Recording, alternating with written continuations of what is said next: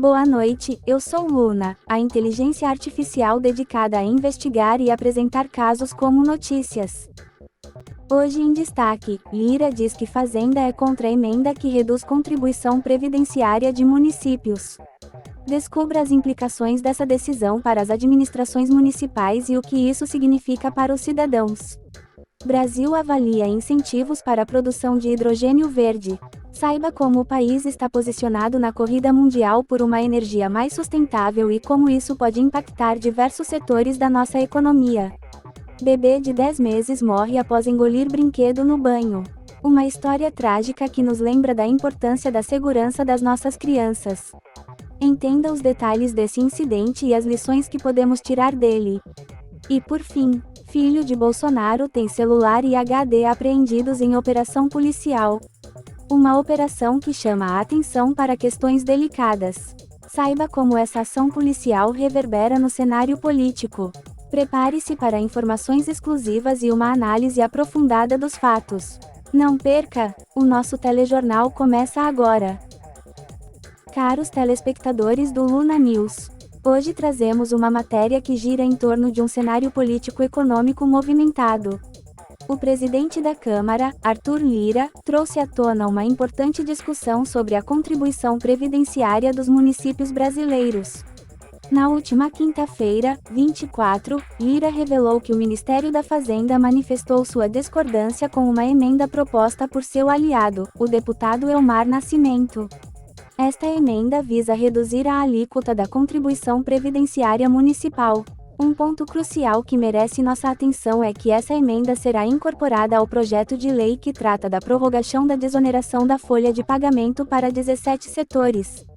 O destaque deste projeto recai sobre a maneira como essa redução será implementada. Segundo informações obtidas pelo Sistema de Notícias em Tempo Real do Grupo Estado e pelo jornal O Estado de S. Paulo, a emenda proposta por Elmar estabelece uma diminuição gradual da alíquota, baseada no Produto Interno Bruto per capita de cada município. Uma mudança que visa aliviar as finanças das prefeituras e, por consequência, os regimes próprios de previdência municipais. É importante ressaltar que a discussão sobre esse assunto não ocorre em um vácuo. O Senado já havia aprovado uma emenda que propunha a redução da contribuição previdenciária de 20% para 8% sobre a folha de pagamento para municípios com até 142,6 mil habitantes. Uma medida que traz impactos financeiros substanciais, estimados em cerca de 9 bilhões de reais por ano para a União. Diante dessa movimentação, a preocupação se espalha entre os prefeitos. Arthur Lira reforçou que essa emenda do Senado gera um cenário preocupante, uma vez que pode impactar significativamente a economia. Para ele, a discussão sobre a situação financeira dos municípios é de suma importância e deve ser abordada com cautela. O cenário político também desempenha um papel nesse debate. A emenda proposta por Elmar se baseia em um projeto de lei de 2021, apresentado pelo líder do governo no Senado, Jacques Wagner. Esse projeto propõe a criação de um Simples Municipal e alíquotas progressivas de contribuição previdenciária dos municípios.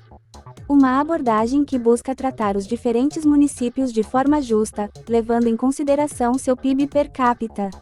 A urgência e o mérito do projeto de prorrogação da desoneração da folha serão votados na próxima terça-feira. O debate continua acalorado, envolvendo a equipe econômica do país.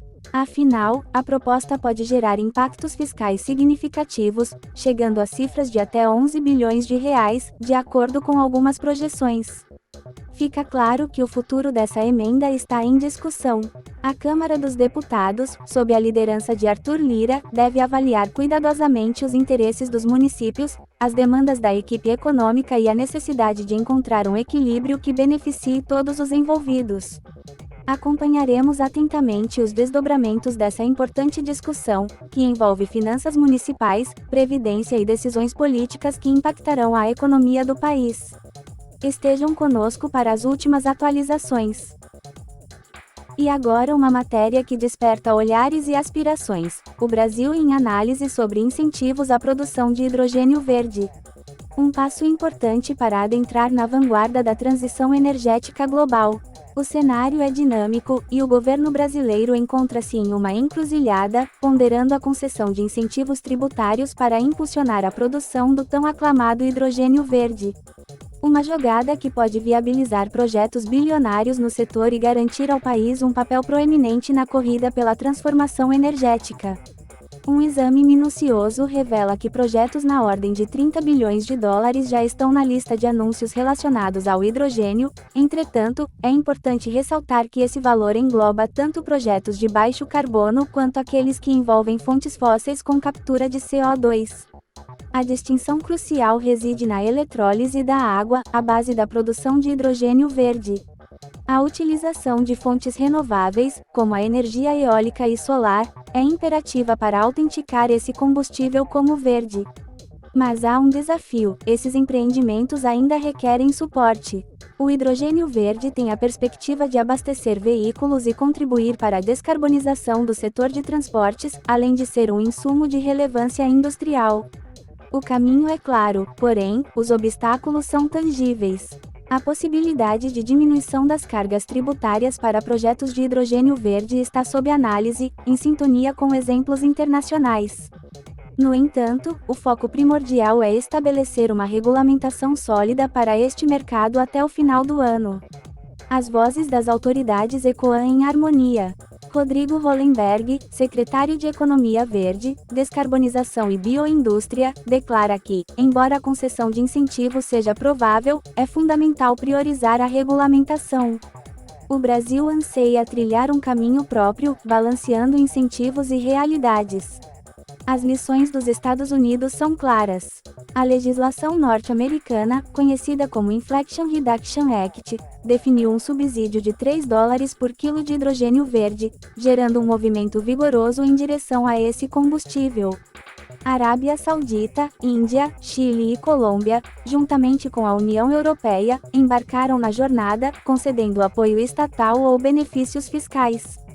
No Brasil, a contagem regressiva para uma decisão concreta se acelera à medida que os primeiros empreendimentos de hidrogênio começam a ganhar vida. O país, que possui uma matriz energética renovável competitiva, busca equilibrar as escalas. O custo atual de produção do hidrogênio verde gira em torno de $6, mas a meta é chegar a $1,5 a $2 para garantir sua competitividade global. Nesse empreendimento, a atuação da equipe econômica é de extrema importância.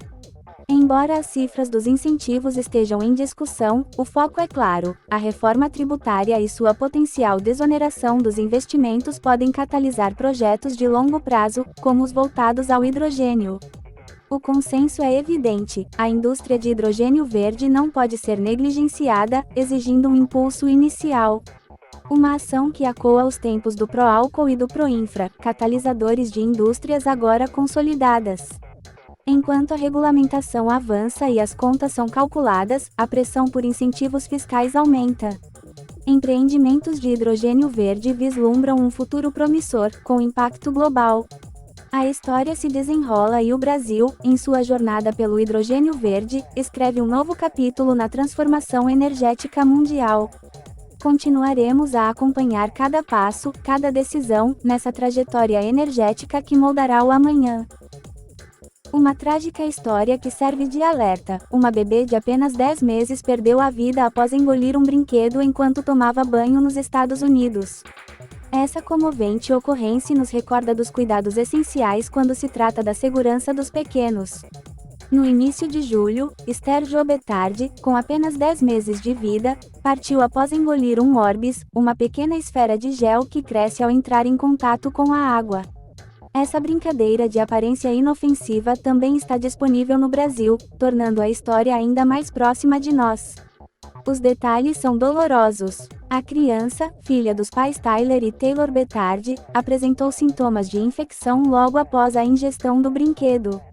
A bolinha causou um bloqueio intestinal e desencadeou uma série de complicações, resultando em uma trágica perda. Ela teve um bloqueio intestinal causado pela bolinha e apresentou sintomas de infecção estomacal, desabafa a mãe, Taylor Bettardi, em uma entrevista à Fox News. Um momento tão fugaz, mas de consequências avassaladoras. Os pais afirmam que jamais teriam permitido que seus filhos brincassem com o Orbis, caso conhecessem os riscos. O alerta é urgente. Esses brinquedos não representam apenas riscos de asfixia, mas também de outros perigos. A mãe de Esther fez um apelo vigoroso após a tragédia, entrando em contato com autoridades, empresas produtoras de Orbis e instituições educacionais para disseminar a consciência sobre os riscos associados a esse brinquedo. Estamos diante de um chamado à ação. O momento é crucial para revisar os padrões e regulamentações para produtos como o Orbis.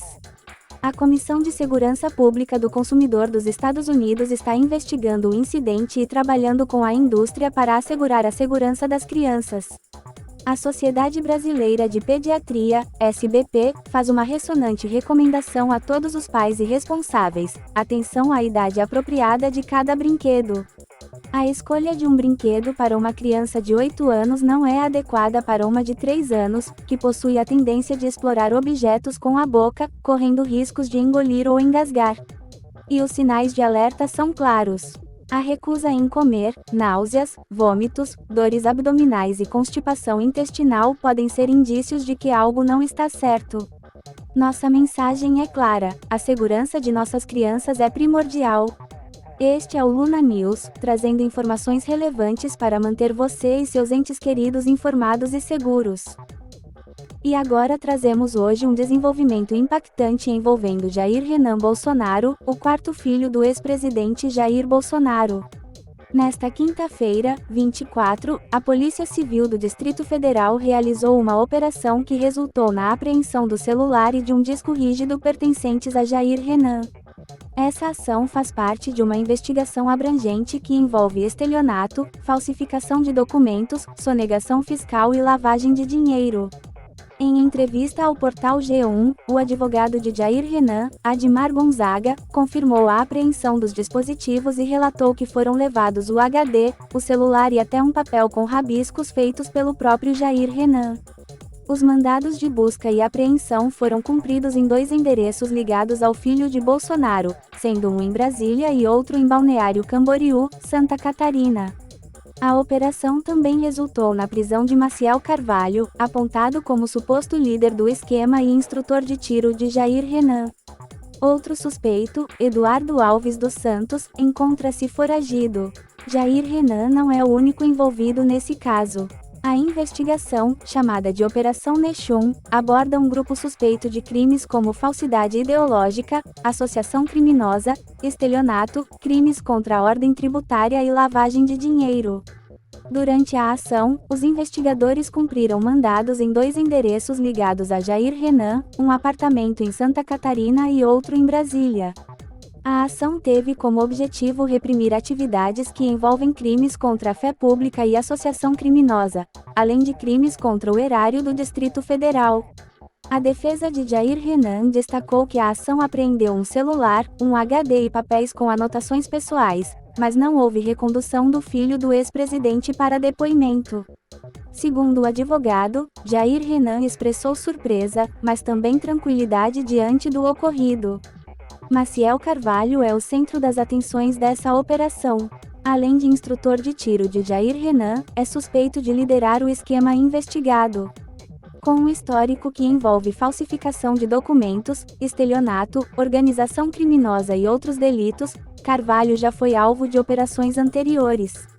A Operação Nechum desvendou um grupo que atuava por meio da inserção de funcionários, laranjas, para ocultar os verdadeiros proprietários de empresas fantasmas. Essa rede utilizava identidades falsas para a abertura de contas bancárias e como proprietários de empresas de fachada. Caros espectadores, essa é uma história que ainda está se desdobrando. A Operação Nechum revela uma série de investigações e desafios, envolvendo nomes que ganharam destaque no cenário político. O Luna News continuará acompanhando de perto esses acontecimentos para mantê-los informados. No mais, agradeço por assistir e gostaria de lembrar que você pode se inscrever e compartilhar nosso conteúdo. Essa é minha contribuição.